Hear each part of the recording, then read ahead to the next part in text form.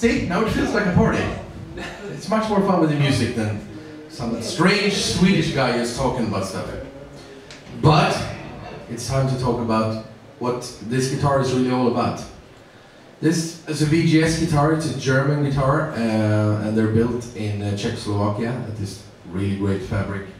And turn off the effects so it's easier to show. So I'm gonna start with, if you look at the frets, you see how they're bent. They look really strange. Looks like somebody broke my guitar. And the reason why they are bent like this is because all guitars before this had a problem with intonation. If you tune a guitar, so it's perfect in tune, and you want to play up here, it's never in tune. But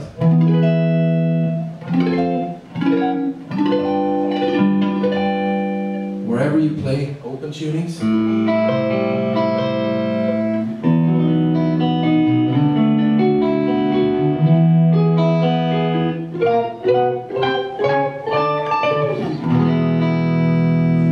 always absolutely perfect in the intonation, which is, for live, it's really important, because a lot of times you can fake it with a tremolo bar or with your fingers, with a,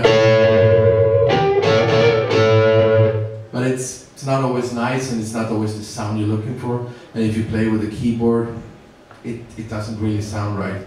So with this, because I do a lot of albums, I record a lot in the studio, it's opened up completely new doors for me. It's absolutely amazing, the things that I can do that was really hard to do before, especially on the rock work, where maybe you have a song that's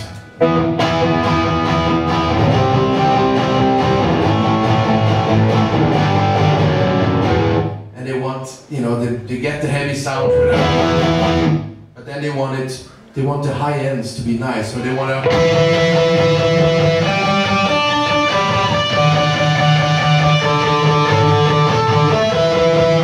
If any of you ever try to play that, it's never in tune. You have to and tune it by hand and make it work with the music, but with this, you can play anything, anywhere.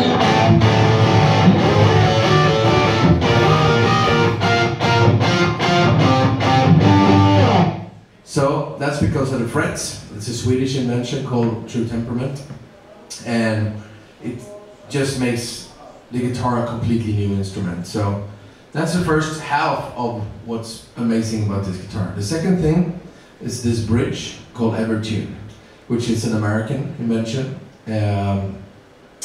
You've seen it if you watch CNN on the news. They made a thing about it, and it's in all the magazines as well, all over the world. It's all mechanical. There are no electronics, no gimmick about it. It's just like if you have a floor rose or a regular bridge. It's just the way it should be. And the thing is, with this, you never go out of tune. Whatever you do to a guitar, it will stay.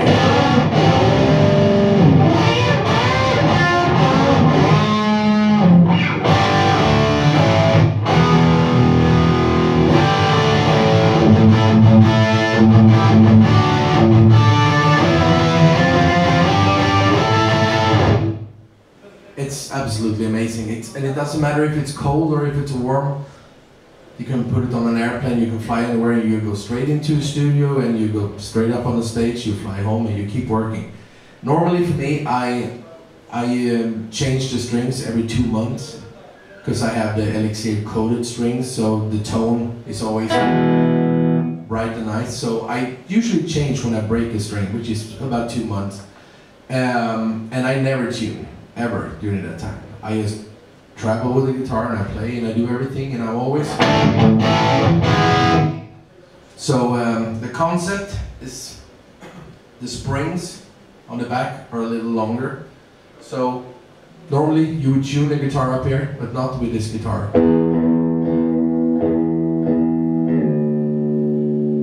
So it takes a little while before it changes there.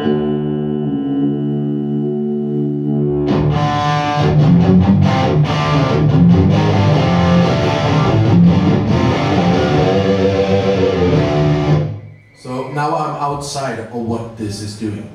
It's got a range where it will always correct. So now I'm outside. That's why as soon as I go up to an E,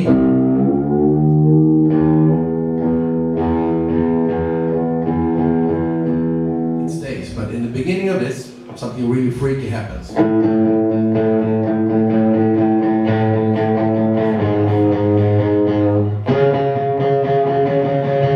This will compensate. It knows where the 0 point is. I tell it.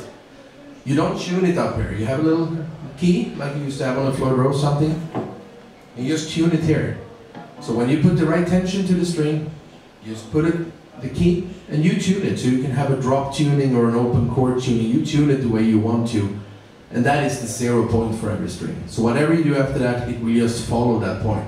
So right now, I'm in the beginning. It will follow it. So I actually... on the other strings.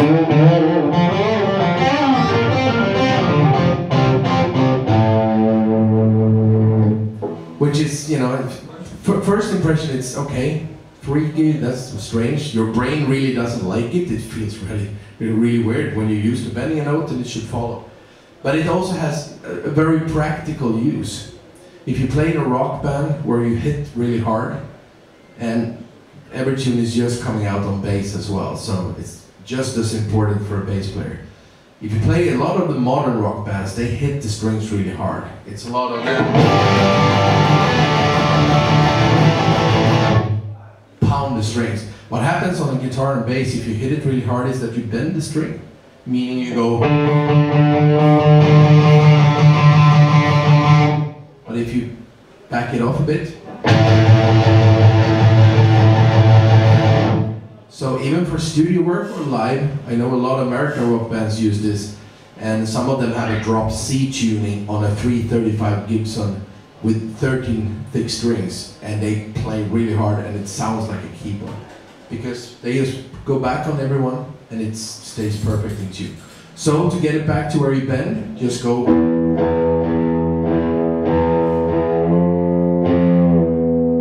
Just to the point where the note goes sharp.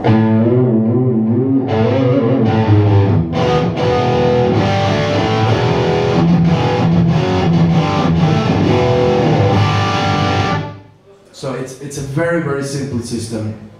My first impression was that it would be much tougher to change strings and to tune it and make it work, but it's actually the other way around. You have this little key and you tune it right where the strings go in, and if you want to raise the strings or put them lower, it's on top, and if you want to intonate the guitar, it's on the back. So it's just 3 simple holes with the same key. And I changed the strings on this guitar this morning because we just started this tour, and I started 20 minutes before we were supposed to check out from the hotel, and I had 5 minutes left before, so it took me 15 minutes to change all the strings and just one-time check, because I changed from the old strings on this one. I just checked on the tuner. The whole thing took 15 minutes, and I hadn't touched the guitar since we got here. And now I don't have to touch it for 2 months. If I don't want to, it's no problem at all. So that's how amazing it is. You never have to tune, and with these frets, you're always perfect intonation. So enough of this right now. I'll play another song. Yeah? Let's do it. No, I play another song. Yeah. Yes, exactly. You're Polish people, you like Swedish, you like to party. So.